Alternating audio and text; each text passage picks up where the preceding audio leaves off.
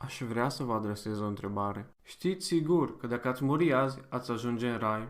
Ați putea spune, nu știu sigur dacă voi ajunge în rai. Sau poate nu v-ați gândit niciodată la asta. Dar Biblia spune că poți fi 100% sigur că vei ajunge în rai. Conform Bibliei, trebuie să înțelegi câteva lucruri pentru a fi în stare să primești mântuirea. Primul lucru este acesta. Biblia spune în Romani, capitolul 3, versetul 23, fiindcă toți au păcătuit și nu ajung la gloria lui Dumnezeu.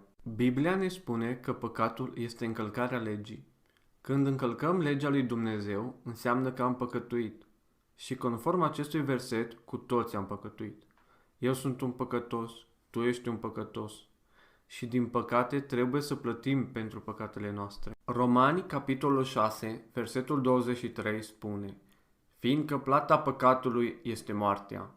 Plată înseamnă ceea ce câștigi. Când merg la muncă primesc bani, asta e plata mea. Dar din cauza păcatului meu, plata mea este moartea.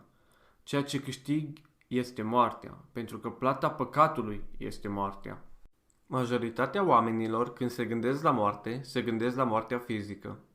Dar Revelația, capitolul 20, versetele 14 și 15 spune: și moartea și iadul au fost aruncate în lacul de foc. Aceasta este moartea a doua, și cel ce nu a fost găsit scris în cartea vieții a fost aruncat în lacul de foc. Conform Bibliei, plata păcatului nu este doar moartea fizică, ci și moartea a doua. Veți întreba, ce este moartea a doua? Aruncarea în lacul de foc, aceasta este moartea a doua. Ce am căpătat din cauza păcatului nostru este moartea fizică, și o a doua moarte, adică aruncarea în lacul de foc. Revelația, capitolul 21, versetul 8 spune: dar fricoșii și cei care nu cred, și scârboșii, și ucigașii, și curvarii, și vrăjitorii, și idolatrii, toți aceștia sunt răi, nu? Ucigașii, curvarii, vrăjitorii, majoritatea ar fi de acord. Un criminal? Sigur va ajunge în iad. Dar observați că spune: dar fricoșii și cei care nu cred, și scârboșii, și ucigașii, și curvarii, și vrăjitorii, și idolatrii. Iar la sfârșitul listei spune asta: și toți mincinoșii vor avea partea lor în lacul care arde cu foc și pucioasă, care este a doua moarte. Dumnezeu adaugă păcatul minciunii la sfârșitul listei ca să evidențieze o idee. Iar ideea este aceasta: toți suntem păcătoși. Orice om a mințit la un moment dat. El vrea să spună că nu e nimeni drept. Toți am păcătuit, toți merităm să ajungem în iad.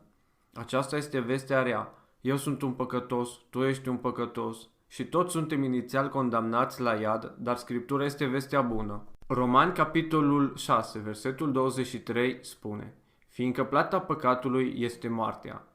Înțelegem ce înseamnă asta acum. Dar a doua parte a versetului spune: dar darul lui Dumnezeu este viața eternă prin Iisus Hristos, Domnul nostru. Biblia spune că Dumnezeu are un dar pentru noi, iar acel dar este viața eternă. În Efeseni, capitolul 2, versetul 8 și 9, Biblia spune: fiindcă prin har sunteți salvați, prin credință. Cuvântul har înseamnă să primești ceva ce nu meriți. Nu ai plătit pentru el. Sunteți salvați se referă la a fi salvat din iad. Pentru că eu nu vreau să ajung acolo și sunt sigur că nici voi nu vreți. Cuvântul credință înseamnă a crede. Spune: fiindcă prin har sunteți salvați, prin credință, și asta nu din voi înși vă, nu are legătură cu voi. Iată de ce. Ci este darul lui Dumnezeu, nu prin fapte, ca să nu se fălească nimeni. Un dar nu este ceva pentru care muncești, un dar este ceva care ți-a fost oferit. Cineva plătește pentru el, dar nu tu plătești pentru el. Dacă ți-aș da un dar, dar ți-aș cere bani pe el, nu ar mai fi un dar. Dacă ți-aș da un dar, dar ți-aș cere să faci ceva în schimb, nu ar mai fi un dar. Un dar nu te costă nimic. Persoana care face darul plătește. La fel e și cu darul lui Dumnezeu. Iisus a trebuit să plătească pentru acel dar. Romani, capitolul 5, versetul 8 spune: dar Dumnezeu și arată dragostea față de noi, în aceea că pe când eram noi încă păcătoși, Hristos a murit pentru noi. Ioan, capitolul 3, versetul 16, cel mai cunoscut verset din Biblie, spune: fiindcă atât de mult a iubit Dumnezeu lumea, că a dat pe singurul său fiu născut, ca oricine crede în el să nu piară, ci să aibă viață veșnică. Scriptura spune asta. Iisus Hristos s-a născut din fecioară, a trăit o viață fără păcat, nu a făcut niciodată nimic rău. A murit pe cruce, a fost îngropat. Biblia ne spune că sufletul lui a coborât în iad pentru 3 zile și 3 nopți și s-a ridicat din mormânt. Nu pentru a plăti pentru păcatele sale, căci el nu avea niciun păcat. El a murit ca să plătească pentru păcatele noastre. Și vedeți, deja s-a plătit pentru păcatele noastre. Deja s-a plătit pentru darul nostru. Trebuie să înțelegeți ceva despre acest dar. Ioan capitolul 3, versetul 16 spune: viață veșnică. Darul este viața veșnică. Veșnic înseamnă că va dura pentru totdeauna, că e fără sfârșit. Ioan capitolul 3, versetul 15 spune: viața eternă. Eternă înseamnă că nu se va sfârși niciodată. Ioan capitolul 3, versetul 36 spune viață veșnică. Roman capitolul 6, versetul 23 spune viața eternă. Peste tot în Biblie dai peste acest concept. Viață veșnică, viață eternă, viață care va dura pentru totdeauna, viață care nu se va sfârși.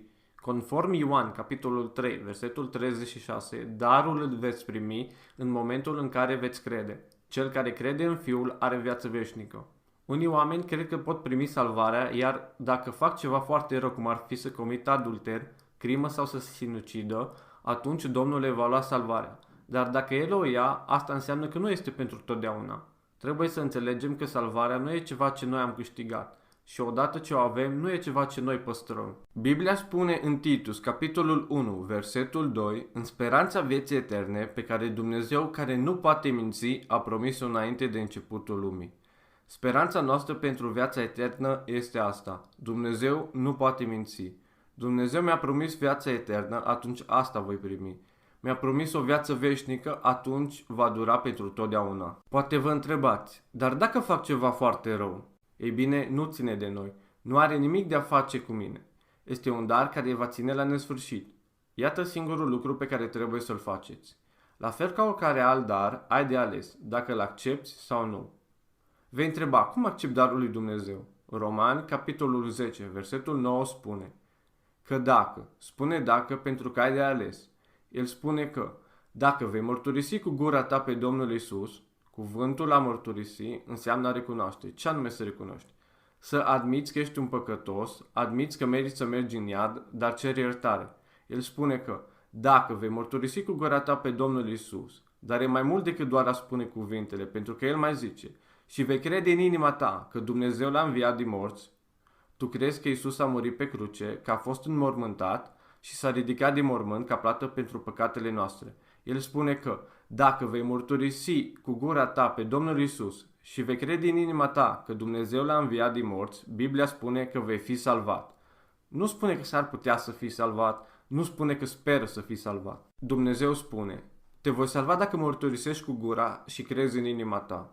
Observați că nu spune că trebuie să mergi la biserică, nu spune că trebuie să fii botezat, nu spune că trebuie să te căiești, nu spune că trebuie să faci ceva, doar să crezi și să-i ceri să te salveze. Dacă crezi asta în inima ta, dacă crezi că Iisus a murit pe cruce pentru păcatele tale, a fost îngropat și s-a ridicat din mormânt, El vrea să-ți dea un dar, viața eternă. Atunci, de ce nu mărturisești cu gura ta acum cu mine? Vreau să te ajut cu o rugăciune. Dacă crezi toate astea, roagă-te cu mine acum. Iisuse, știu că sunt un păcătos. Știu că merit să ajung în iad. Iartă-mă, te rog, de toate păcatele mele și dă-mi viața eternă. Nu mă încred în faptele mele, nu mă încred în religia mea, mă încred doar în tine. Îți mulțumesc că m-ai salvat. Amin. Dacă ai rostit rugăciunea aceasta și ai crezut în inima ta, conform Bibliei, ești acum salvat. Ai viața eternă. Felicitări!